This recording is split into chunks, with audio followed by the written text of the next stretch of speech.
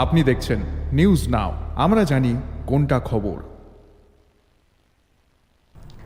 আগরতলা পুর নিগম ৩৯ নম্বর পুর ওয়ার্ডের উদ্যোগে গত ২ বছরের মতো এবছরও শারদ উৎসবকে কেন্দ্র করে অনুষ্ঠিত হতে চলেছে শহর দক্ষিণাঞ্চল ভিত্তিক তৃতীয় শারদ সম্মান।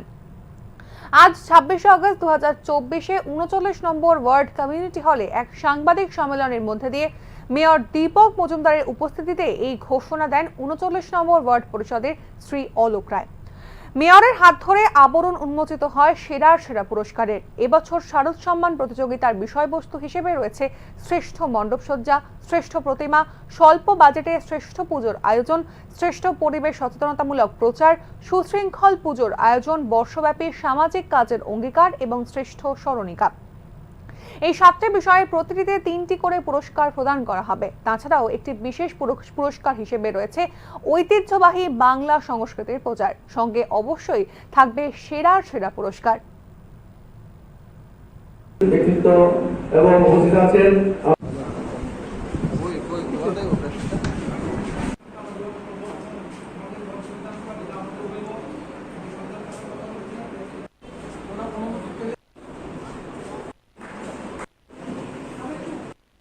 দক্ষিণাঞ্চলের সাধারণ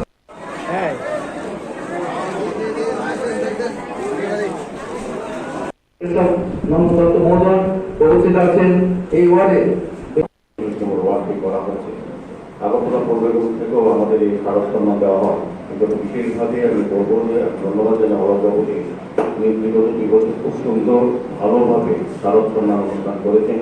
প্রায় 82টি ক্লাব আছে দক্ষিণাঞ্চল এলাকায় সাউথ জোনালে, প্রতিটি ক্লাব একটু অংশগ্রহণ করেছে এবং তাদের যে 3টি বিষয় 7টি বিষয় উল্লেখ করা হয়েছে: শ্রেষ্ঠ প্রতিমা, শ্রেষ্ঠ মণ্ডপসজ্জা, স্বল্প বাজেটে শ্রেষ্ঠ পূজার আয়োজন, শ্রেষ্ঠ পরিবেশ সচেতনতামূলক প্রচার, সুশৃঙ্খল পূজার আয়োজন, বর্ষব্যাপী সামাজিক কাজের অঙ্গীকার, শ্রেষ্ঠ স্মরণিকা এবং বিশেষ পুরস্কার হিসাবে ঐতিহ্যবাহী বাংলা সংস্কৃতির প্রচার এবং সেরা পুরস্কৃত করা হয়ে থাকে। গত 2 বছর হয়েছে আমি ওই প্রোগ্রামগুলো এসেছি, খুব ভালো লেগেছে এবং ব্যবস্থাপনা এবং বিচার পদ্ধতি নিরপেক্ষভাবে শ্রেষ্ঠত্ব যাদেরকে দেওয়া হয়েছে। আমি বলবো যে যারা ভালো কাজ করেছেন এবং 7টি বিষয়কে যাদের ভালো পারফরমেন্স ছিল তাদের পুরস্কৃত করা হয়েছে।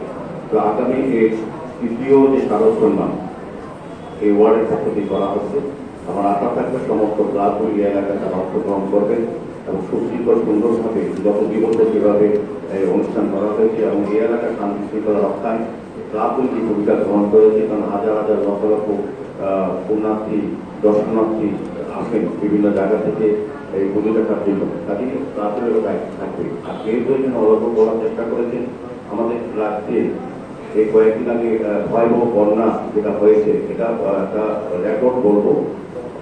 অনেক লক্ষ মানুষ শরণার্থী বা আশ্রয় করেছিলেন, প্রায় 17 লক্ষ রাজ্যের লোক এটাতে অ্যাফেক্টেড হয়েছে।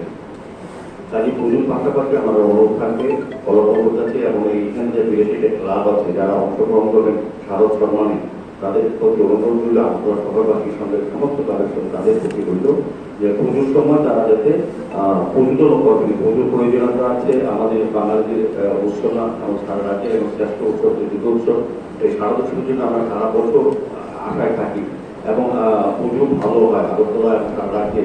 এখন কোনো দুর্ঘটনা ছাড়া কিন্তু গত কয়েক বছর ধরে ভালো পুজো হচ্ছে। এটা আমি রাজ্যের মাননীয় মুখ্যমন্ত্রীকে ধন্যবাদ জানাই, সরকার দপ্তরকে ধন্যবাদ জানাই, ক্লাবগুলিকে ধন্যবাদ জানাই এবং জনগণকে ধন্যবাদ জানাই যারা আমাদের ক্লাবগুলিকে সহযোগিতা করছে, সরকারের পাশে থেকে আইন শৃঙ্খলা যাতে সুন্দর থাকে, ভালো থাকে সেদিকে চেষ্টা করছে। আমি এটা আমি বলবো যে পুজোর সময় যাতে পুজো ভালো হোক, পুজো সবাই সুন্দরভাবে হোক, যেভাবে করা হয় পাশাপাশি যাতে যারা বন্যায় যারা ক্ষতিগ্রস্ত তাদের সহযোগিতা করা যায় এমনি ক্লাবগুলি করছে। এর মধ্যে আমার খুব ভালো লাগলো যে অরবিন্দ সংঘ মুখ্যমন্ত্রী ত্রাণ তহবিলে 51,000 টাকা তারা তুলে দেয়, তারা অঙ্গীকার করেছেন। এটা একটা ভালো গর্ব, খুব আনন্দিত হয়েছি।